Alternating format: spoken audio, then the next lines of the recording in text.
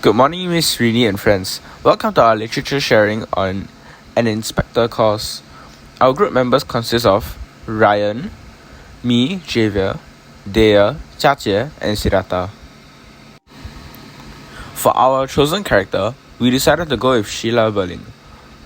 Throughout the entire presentation, we'll be forming impressions of her throughout the entire book from Act 1, 2, and 3. Here are some impressions of Sheila Berling from Act 1 of The Inspector Calls. Firstly, Sheila is apologetic and naive. This can be seen from I'm sorry daddy, actually I was listening in page 6. Also, she is curious from what's all this about? What business? What's happening? Was it an accident? Did you that? In page 17. She is stingy from if they don't get rid of that girl, I'd never go to that place ever again. In page 23, she is responsible from it was my own fault. In page 23, she is also regretful from and if I could have her now, I would. In page 24, also she is empathetic from but these girls aren't cheap labor, they are people. In page 19.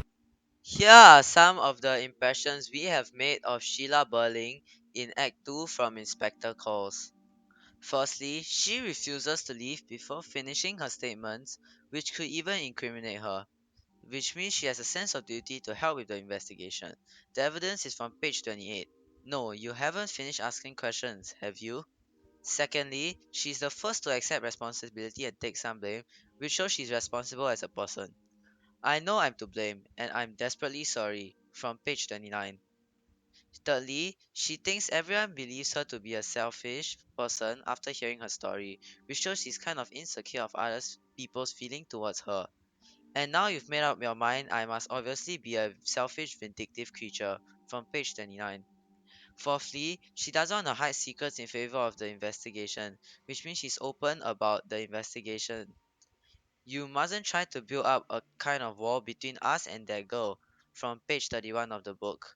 Fifth and lastly, she wanted to hear an apology from Gerald for having Eva Smith as his mistress of his own accord before the investigation, which may make her seem a bit jealous of her as well. Yes, but why are you saying that to him? You ought to be saying it to me, from page 37 of the book. And now Act 3. Rectified, because mother's been busy blaming everything on the young man. Distrustful, he never seemed like an ordinary police inspector. But was he really a police inspector? Conscientious, trying not to face facts. Assertive, confident. I tell you, whoever that inspector was, it was anything but a joke.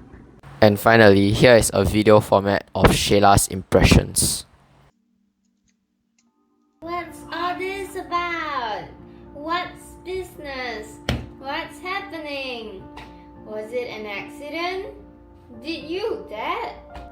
It was my own fault. If they don't get rid of that girl, I'd never go that place ever again.